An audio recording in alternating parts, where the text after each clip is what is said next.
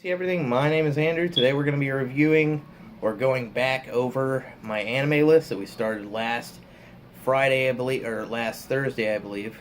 Last Friday. We started my list between 1 and 5. These were the top 40 animes I have gathered up over the time I've started watching anime. These are the ones I deem the best. As we covered on the last episode, we talked about how I tend to watch mostly dubbed anime. I do not tend to watch subtitled anime. I know a lot of people are like, "Oh, you heretic, you crazy bastard," whatever. But I don't tend to watch subbed animes just because I tend to like to keep my attention on what's going on the screen with action scenes, fighting, and so on and so forth. So today we're going to cover animes 6 through 10. And then this goes on all the way down to, I believe, 40. I believe it's at 40 now because we added a couple now. Now, I'll be honest, there's a couple down at the bottom we're probably not going to cover because those are animes that I just add in because I'm watching them. I haven't graded them yet because I have not finished them, or I haven't even gone very far in them to deem where they should lie on this list.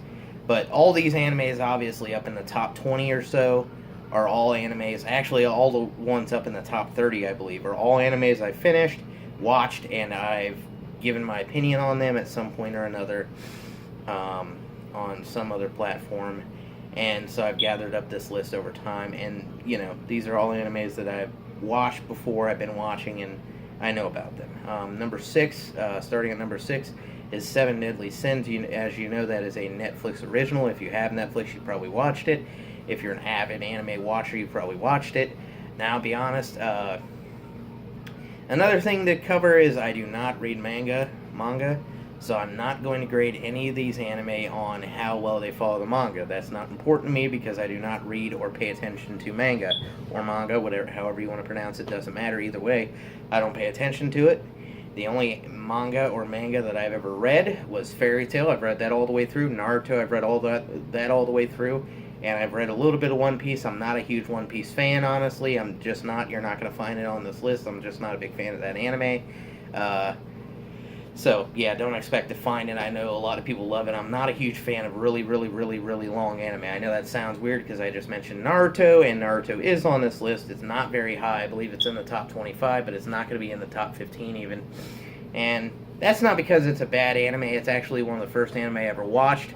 The first anime I ever watched, like probably most of America, if I had to guess, was Pokemon, and that is on this list as well. Naruto was one of the first ones that really caught my interest. The first anime I actually ever watched that pushed me and shoved me into starting watching anime as regularly as I do was actually My Bride is a Mermaid, which is not... it's okay. It's a good anime. It's not bad. It is on this list. I think it's in the top 30. I don't believe it's in the top 20, but it's a good anime. It actually is. I really love it. But that's the one that I first started watching, and then that thrust me into checking out other animes on Netflix, because that's where I first checked out anime exclusively, was Netflix. Now I watch it almost all the time on Funimation. Pretty much every day I'm watching some form of anime or another. But I pretty much went through every anime that was on Netflix at the time, and that included Seven Deadly Sins Season 1. There actually, technically there are 3 seasons, but I'm going to say it's mostly just 2 seasons because Season 2 is only 4 episodes, so that's not exactly much of a season per se, so I'm going to say that's really just part of the first season, whatever you want to call it. Seven Deadly Sins is high on this list for many reasons. I'd say the biggest being... just the story is a lot of fun. The characters are a lot of fun.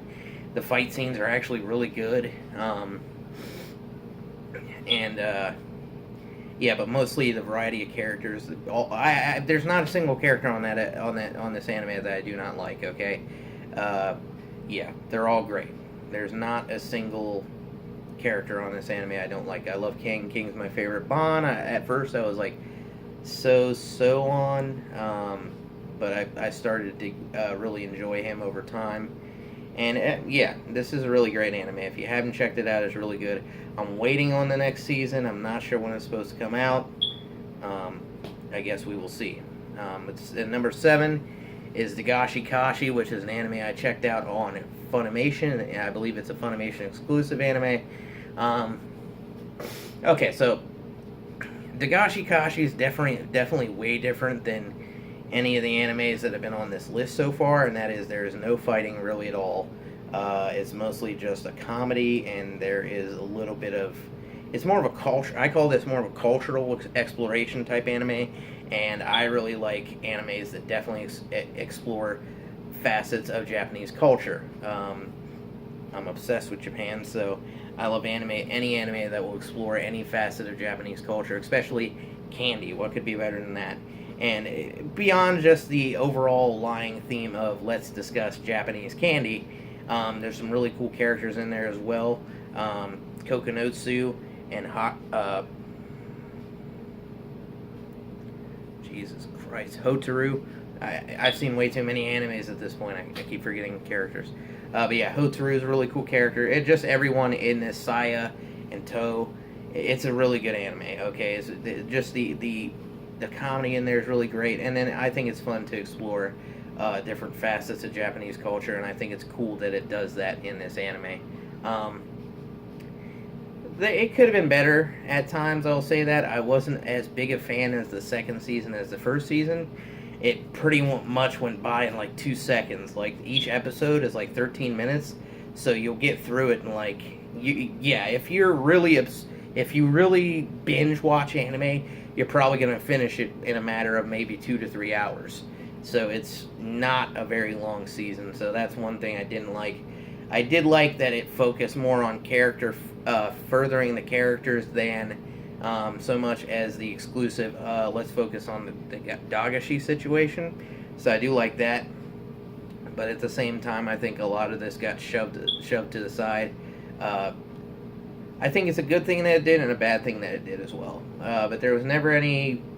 If you watch this anime, you're going to feel it, you're going to watch it, you're going to be like Hotaru and Kokonotsu. Obviously, this is something we're building here, and then it just gets shoved to the side, and we never see anything come of it. So, a little bit disappointing. Not quite as disappointing as Rosario Vampire, which is really far down on the list for that exact reason. Not too far down on the list, but far enough. Number 8 is Heaven's Lost Property. This is also a different style of anime than the rest. There is some fighting in this anime, but it's definitely not the focal point of it. This anime, if you're watching it mostly for the comedy.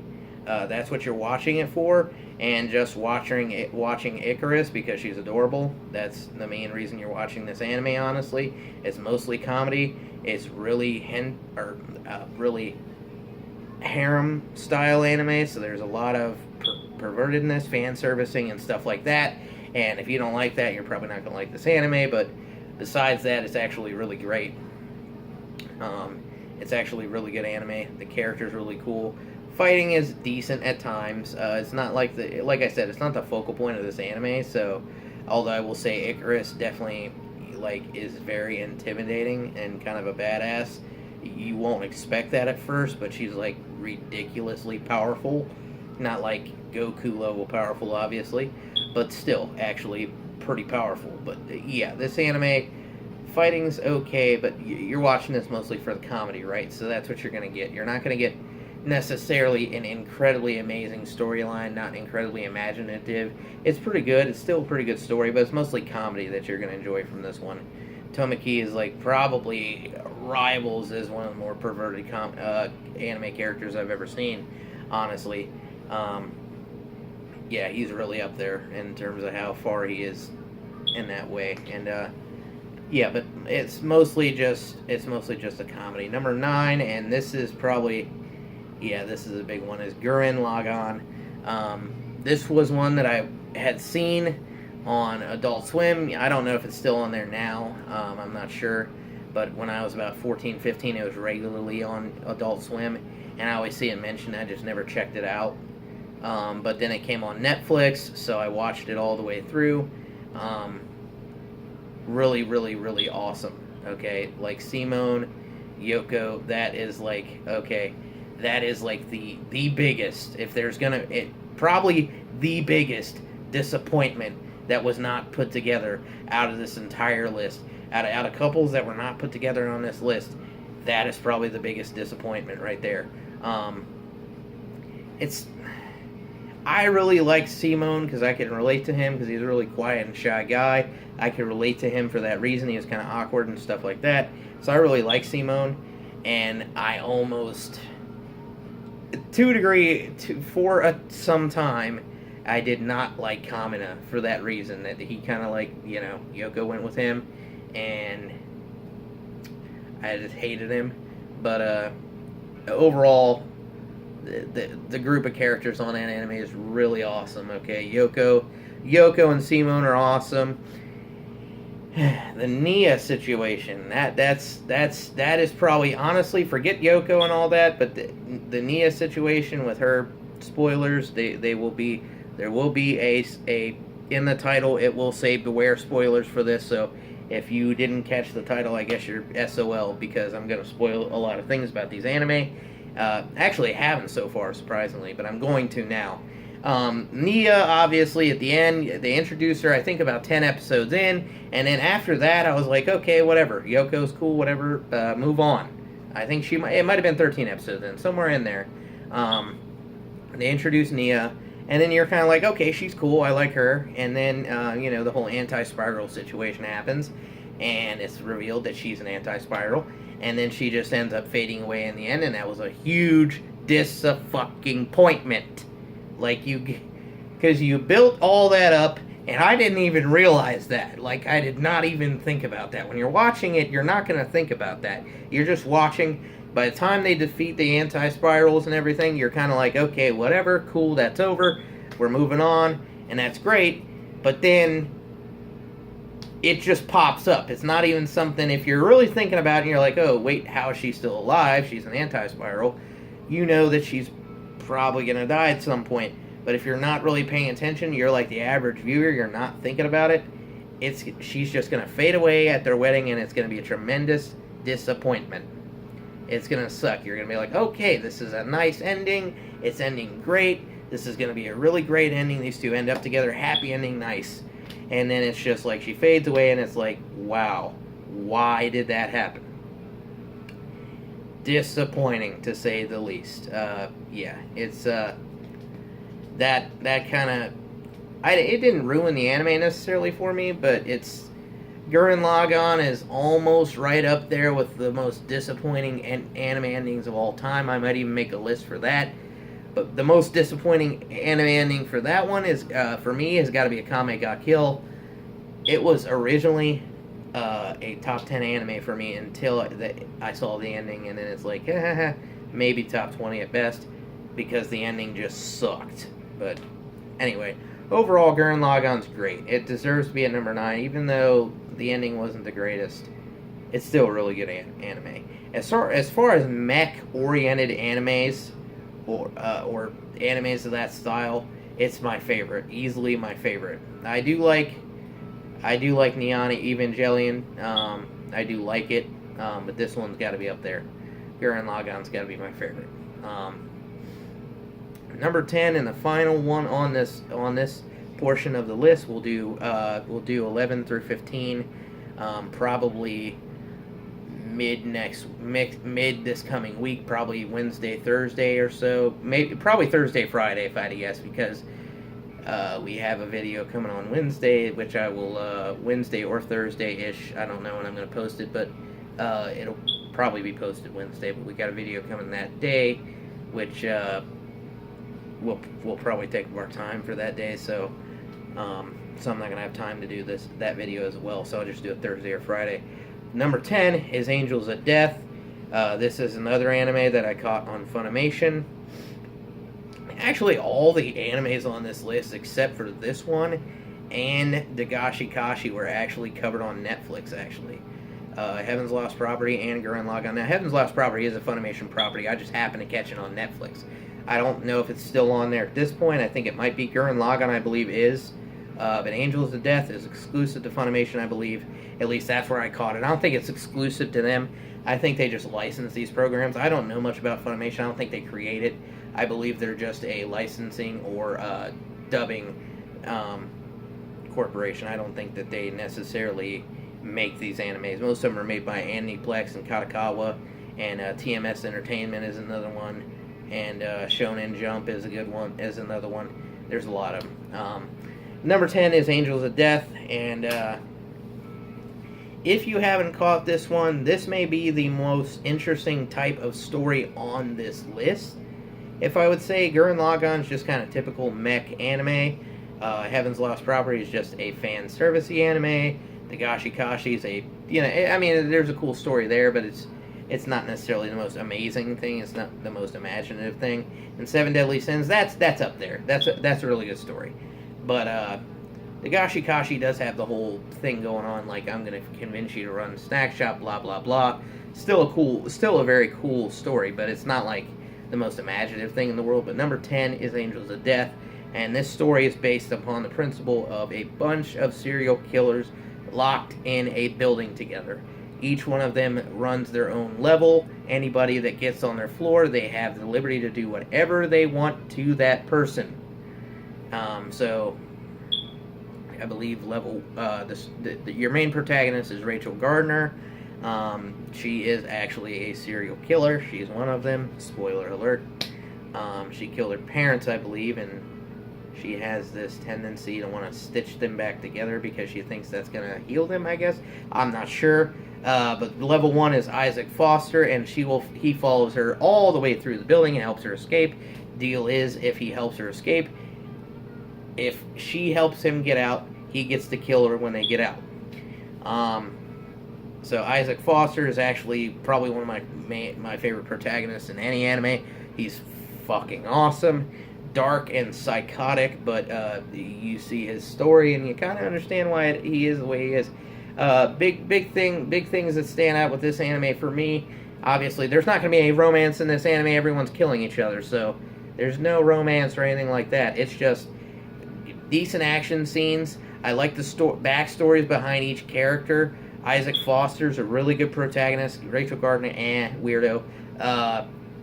The different things they go through on the different levels of the building are awesome. The story is great, and things just stand out from there. I think but the story is the biggest thing that pushes this anime high on my list. Quality is great. Animation's pretty decent, but it's mainly Isaac Foster, the protagonist, and the story that makes this anime stand out and gets it up in my top 10. This is kind of a weak number 10, if I'm being honest with you. I won't be surprised if if an anime unseats it. Now, to be honest, the one other thing I wanted to cover, that's the end of our 6 through 10. One thing I wanted to cover is one big riser that we're sitting with right now. Right now, I believe it's sitting at number 14, and that is D. Grayman. I started watching that anime about 2 months ago. I was taking it slow at first. It wasn't because the anime is bad or anything. I just wasn't throwing myself into it. Now, over the past 2 weeks, I've watched 30 episodes, I believe. Maybe a little less than that, but I'm all the way up to episode 63. At this point, I would be surprised if it doesn't at least end up between spots 6 and 10, but it may end up at number 1. I didn't think I'd ever move Tokyo Ghoul down on this list at all, but I'll be surprised if D. Grayman. I'll be honestly surprised if it doesn't end up in the top 3. It's just that good an anime. Alan Walker at first for me was a okay protagonist. He was good. He was about as good as Kirito, but he wasn't necessarily stand out among the pack of guys like Natsu and Kirito and guys like that. He doesn't necessarily stand out over those protagonists, but at this point, the whole Suman storyline and how far he was willing to go to save his friend pushed him way up on my list to one of the best protagonists I've ever seen. So yes, be surprised if D. Grayman is not updated on this list and doesn't end up in the top 3 at least. Anyway, that's the end of our list for today. That's the end of our video. I hope you enjoyed this material. I hope you enjoyed this content. Like and subscribe. Comment down below. I hope you enjoyed this. Have a great rest of your day.